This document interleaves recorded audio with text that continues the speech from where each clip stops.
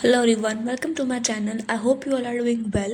So in today's video we are going to talk about the finale episode of Big Boss season 18. अगर हम इस season की बात करें तो ये सीजन इतना ज़्यादा फेमस सीजन नहीं हो पाया है, बट इस सीजन में हमें काफ़ी ज़्यादा एंटरटेन करा है काफ़ी लोगों ने। इस सीजन में काफ़ी सारी कंट्रोवर्सीज हुई, तो काफ़ी सारे मेमोरेबल मोमेंट्स भी बने। इवन तो इस साल काफ़ी कंटेस्टेंट्स ऐसे भी थे जिनके शो में होने की वजह से भी लोगों ने बहुत सारे क्वेश्चन करे बिग बॉस के मेकर्स पर।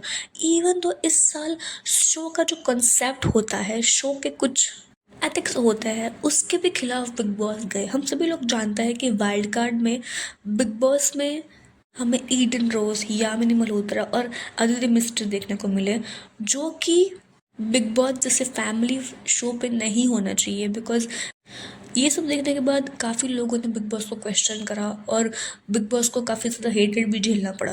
बट इसके अलावा अगर हम बात करें पूरे सीज़न की, तो सीज़न काफ़ी अच्छा गया है। काफ़ी लोगों ने बहुत अच्छे से परफॉर्म करा है और हमें एंटरटेन करा है।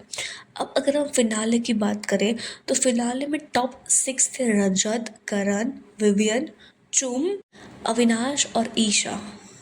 ये टॉप 6 कंटेस्टेंट जब घर के अंदर थे तब 2 बार मीडिया घर के अंदर आई थी और दोनों ही बार मीडिया ने बहुत ज़्यादा ब्रूटल और रूड क्वेश्चन पूछे थे इन कंटेस्टेंट्स से। इसमें ईशा को तो बहुत ज़्यादा ग्रिल करा मीडिया ने।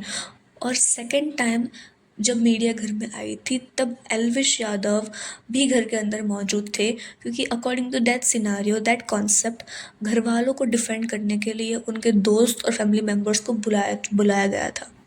जहाँ पे मीडिया इनडायरेक्टली क्वेश्चन नहीं पूछ रही थी बट एलिगेशन लगा रही थी कंटेस्टेंट्स के ऊपर, तो वहाँ पे एल्विश बहुत ज़्यादा गुस्सा हो गए और उन्होंने ये बात बोल दी कि मैं मीडिया को नहीं मानता, मैं ही खुद मीडिया हूँ।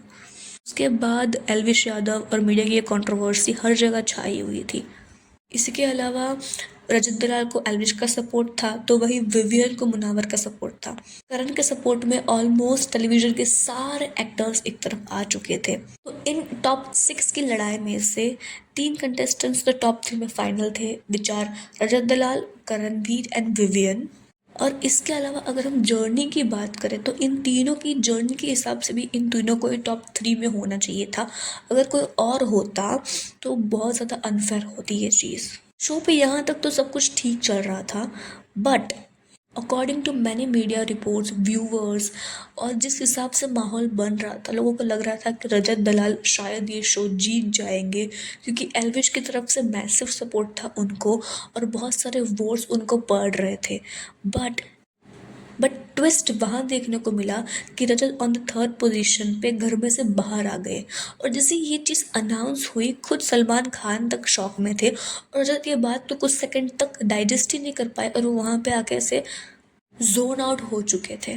फिर टॉप 2 विवियन और करण को स्टेज पे बुलाया गया और तब सभी को लग रहा था कि शायद ये ट्रॉफी विवियन जीत चुका है, बिकॉज करण कंपटीशन में था ही नहीं वोट्स के अकॉर्डिंग तो।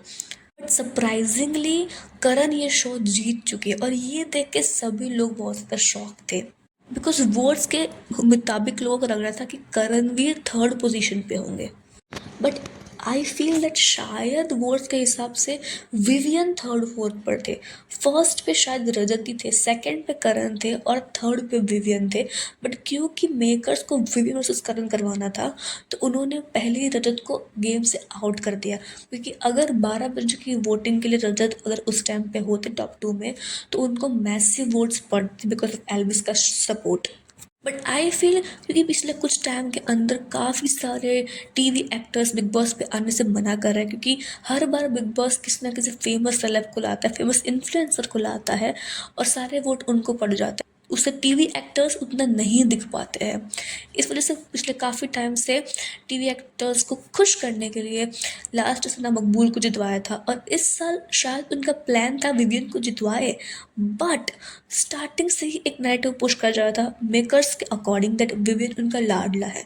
तो अगर विवियन ये शो जीतते तो ये बोलते दैट मेकर्स बहुत ज़्यादा बायस्ड है, और अगर रजत ये शो जीतते तो लोग ये बोलते क्योंकि एल्विश का सपोर्ट था इसलिए वो जीता है।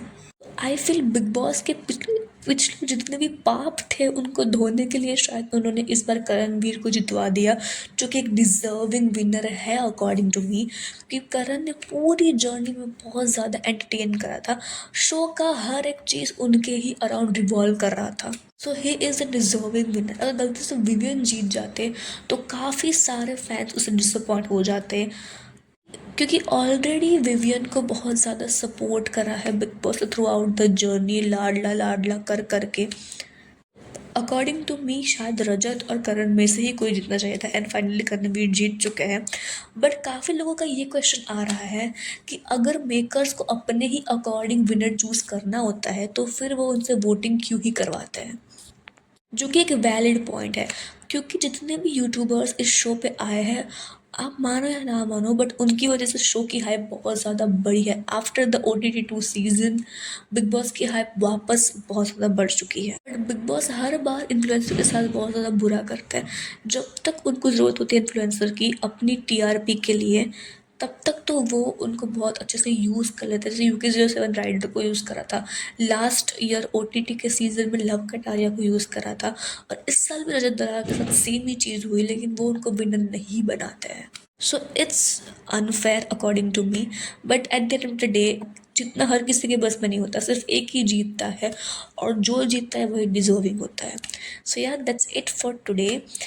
सो tell us in the comments कि अकॉर्डिंग टू यू आपको ये बिग बॉस 18 का सीज़न कैसा लगा, and are you happy that Karan इस साल का शो जीते हैं, या फिर आप विवियन या फिर रजत दलाल को ये शो जीतते हुए देखना चाहते थे, और आपके फेवरेट कंटेस्टेंट्स कौन थे इस सीज़न में, वो भी हमें कमेंट्स में बताएं। That's it for today. If you like the video, then please hit the like button and please subscribe to my channel. Thanks for watching.